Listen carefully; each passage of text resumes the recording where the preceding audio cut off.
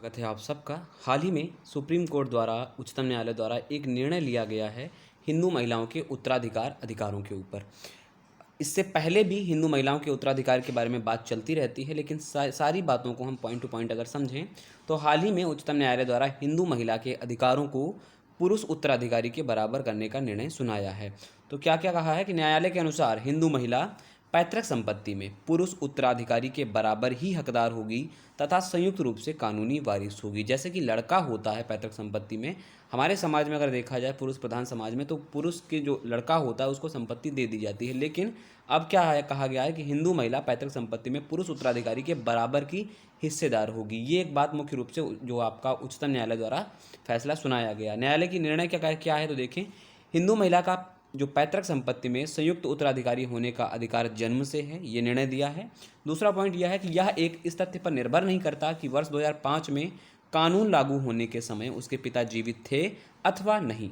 तीसरा पॉइंट कहता है, न्यायालय के इस निर्णय ने वर्ष 2015 तथा अप्रैल 2018 में दिए गए निर्णय के फैसलों को पलट दिया है। ठीक है।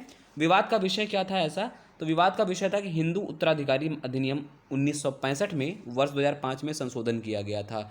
याद रहे, 1965 का जो हिंदू उत्तराधिकारी अधिनियम था उसमें 2005 में संशोधन किया गया और इसके अंतर्गत पैतृक संपत्ति में महिलाओं को बराबरी का हिस्सा दिए जाने संबंधित प्रावधान दिए गए थे, लेकिन ये बहुत ही क्लियर नहीं थे, तो स्पष्ट नहीं थे। इसीलिए कानूनी पूर्वव्यापी रूप से लागू किया जाएगा। कैसे कैसे लागू किया जाएगा इसके ऊपर, और क्या महिलाओं का पैतृक संबंधी जो संपत्ति होगी उसके अधिकार पिता के जीवित होने पर निर्भर करता है, ऐसी चीज़ों को स्पष्ट रूप से नहीं किया गया था। तो उन स्पष्ट अस्पष्ट नीतियों के बारे में उच्चतम न्यायालय ने यह फैसला लिया है।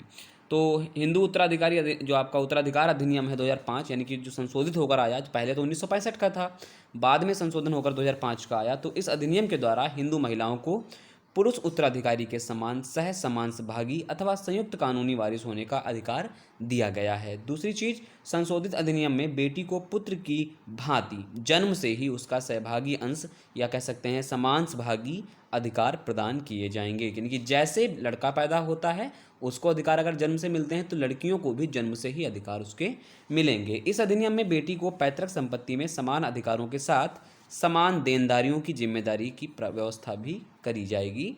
साथ ही कानून की अगर प्रयोज्यता की बात करें तो यह कानून पैतृक संपत्ति तथा बिना वसीयत की गई व्यक्तिगत संपत्ति जहां उत्तराधिकार कानून के अनुसार तय होता है, वसीयत के अनुसार नहीं के उत्तराधिकारी के संदर्भ में लागू होता है।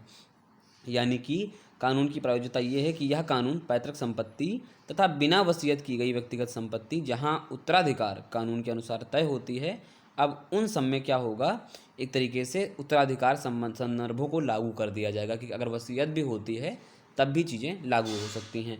अगर मैं विषय की पृष्ठभूमि की बात करूं तो सर्वोच्च न्यायालय के विभिन्न पीठों और उच्च न्यायालयों द्वारा इस मुद्दे पर परस्पर विरोधी विचार प्रकट किए थे। पहला पॉइंट ये था कि प्रकाश बनाम फूलवती मामला 2015 का मामला है। सुप्रीम कोर्ट ने कहा था कि संशोधित अधिनियम के तहत दिए गए अधिकार 9 सितंबर 2005 को जीवित पिताओं की जीवित बेटियों पर लागू होते हैं। यानी कि ये अधिकार 9 सितंबर 2005 को जो जीवित बेटियां हैं उनके ऊपर लागू होते हैं। अर्थात 9 सितंबर 2005 से जो पहले की पिता की अगर मौत हो गई है तो बेटी को संपत्ति में हिस्सा नहीं मिलता था। क्लियर।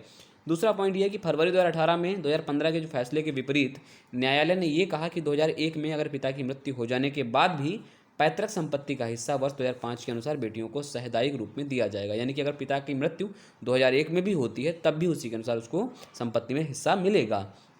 उसी वर्ष अप्रैल में अदालत ने पुनः 2015 में दिए गए निर्णय को दोहरा दिया था। ठीक है।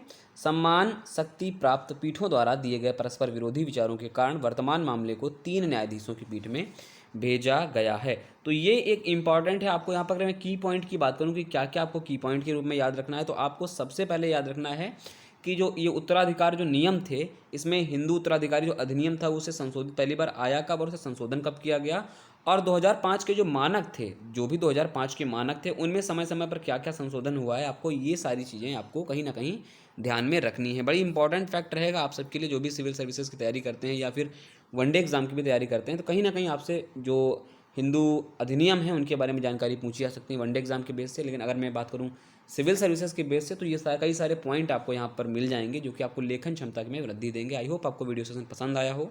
वीडियो अगर अच्छा लगे तो लाइक करें, शेयर करें, कमेंट करें, चैनल को सब्सक्राइब करना ना भूलें। बने रहें हमारे साथ। नमस्कार।